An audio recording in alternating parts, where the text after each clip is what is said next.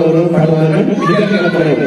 அதற்கு குறிப்பாக பெண்கள் மிக மிக குறைவு.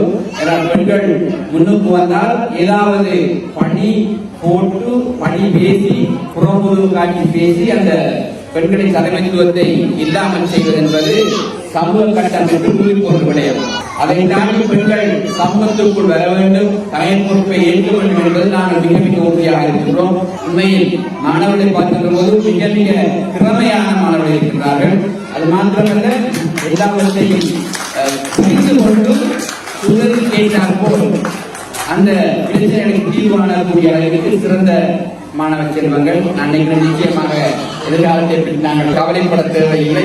நல்ல அதிகாரிகள் இந்த மாணவர்கள் மத்தியில் வருவார்கள். அதில் குறிப்பாக பெற்றோர்களை பார்த்தால் அதையும் விட மேலாக இருக்கின்றார்கள்.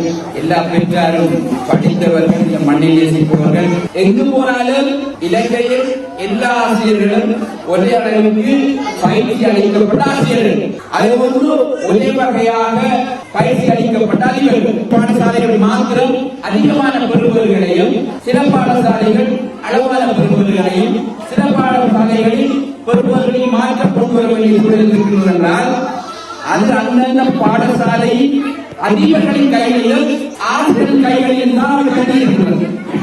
அவை இதெல்லாம் மாற்றத்தை ஏற்படுத்தி சமூகத்துடன் சேர்ந்து மாணவர்களுமாக இருந்தால் பட்டத்தில் இருக்கிற பாடசாலைகள் நம்பிக்கை இருக்கலாம். சமூக ரீதியாக பங்களிப்பு செய்வதற்கு பல திட்டங்களை முன்மொழிவதற்கு இந்த பாடசாலைகளை பெற்றோர்களும் பிள்ளைகளும் சமூகம் விரும்பக்கூடிய ஒரு பாடசாலையை சூழல் உருவாக்கி தர வேண்டிய பொறுப்புகளுக்கு இருக்கிறது. இதை யாரை நம்பி செய்கிறோம் என்றால், உங்களை இந்த பாடசாலையிலிருந்து வெளியேறுகின்ற மாணவர்களை சேர்ப்பதற்கு இரண்டு மண்ணை பாடசாலை மற்றும் பாடசாலையை இருக்கிறோம். நாங்கள் எங்களுடைய சமூகத்தில் வைத்தியர்களை, பொறியியலாளர்களை, சட்டத்தரணிகளை, ஆசிரியர்களை, அதிபர்களை உருவாக்க வேண்டிய கட்டாயம் இருக்கிறது. அதற்கு இந்த பாடசாலை குறிப்பாக வித்யாலயம் நல்ல ஒரு தரம் இருக்கிறது. நம்பிக்கையோடு சொல்கின்றோம். பெற்றோர்கள் உறுதியாக என்றால் இன்று காலையில் நேரத்தோடு எழுப்பி கிட்டத்தட்ட 5 மணிக்கு எழுப்பி வெளிப்பிட்டு பிள்ளைகளையும் பெரிய அலுவலகத்துக்கு மற்ற உணவை நகரப்படுகிறது. அதுகளுக்கு பிடிக்குவாங்க அம்மா அரோடி சமூக விளைச்சி இதெல்லாம் தேவையில்லை. அதே பாடத்திட்டம் அர்ப்பணிப்பான அதிபராசிரியர்கள் பாடசாலையில் இருக்கின்றார்கள். நீங்கள் நிச்சயமாக செய்கிற நம்பிக்கை இருக்கிறது. நமது பிரதேச பாடசாலையில் சேர்ந்தீர்கள். நாங்கள் வலுவாகி தருகிறோம். அவை சமூகத்தை மாற்றுவதற்கு எல்லா பெற்றோர்களும் சிறந்த பங்களிப்பை வழங்க வேண்டும் என்று கேட்டுக்கொண்டு சூழலை அழகாக போட்டு தானது அந்தந்த விஷயங்கள் எல்லாம் நான் கட்டாயம் அதெல்லாம் பெரிய விஷயங்கள்லாம் செய்தாராம் பூரணமாக. நான் வறுமையை காரணம் காட்டி பாடசாலைக்கு செல்லாமல் இருக்கிற வறுமையை காரணம் காட்ட முடியாத வைக்கும். அதே போன்று இந்த பாடசாலையை சேர்த்து சிறப்பாக பெற்றோர்களை கேட்டுக்கொள்ளுங்க. இந்த பாடசாலையை சேர்த்து தொடர்ந்து மேற்படிப்பு வரை செல்ல முடியாமல் இருக்கின்ற மாணவர்களை மேற்படிப்பு செல்வதற்கான பொருளாதார அனைத்து வசதிகளை நாங்கள் செய்திருந்தார்கள். சரியா?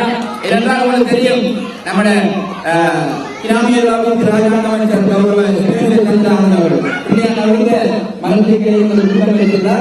நாங்கள் கிட்டத்தட்ட பிள்ளைகளுக்கு படிக்கிறதுக்கு மட்டும் ஒவ்வொரு வருடமும் 60 லட்சம் ரூபாய் தொடக்கம் இந்த பாடசாலை புத்தகங்கள், பாடசாலை உபகரணங்கள் வாங்கி கொடுக்கும்.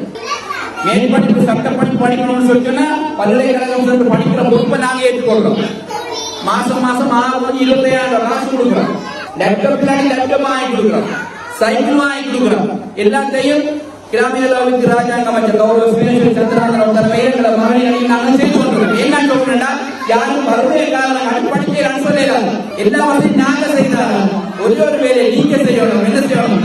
கூட பிள்ளைகள படிப்பிக்கணும். அதை நாங்க செய்யலாம். ஆகவே பெற்றோர்களுடைய கவனமார்கள் என்று கேட்டுக்கொண்டு இந்த வாய்ப்பை வழங்கியதற்காகவும் இந்த அடிப்படை கல்வியை செய்து கொண்டிருக்கின்ற இந்த பாடசாலையின் அதிபர், இந்த பாடசாலை ஆசிரியர்கள், அதே போன்று சகோதர பாடசாலை பிரதேசத்துக்கான பாடசாலையாக இருக்கின்ற சுவாமித்யாலய பாடசாலை அதிபர் மற்றும் இருக்கின்ற பெற்றோர்கள் எல்லோருக்கும் எல்லாம் வல்லவரையும் இந்த ஆய்வையும் இந்த செல்வத்தை வழங்க வேண்டும் என்று விடைபெறுகிறேன். நன்றி.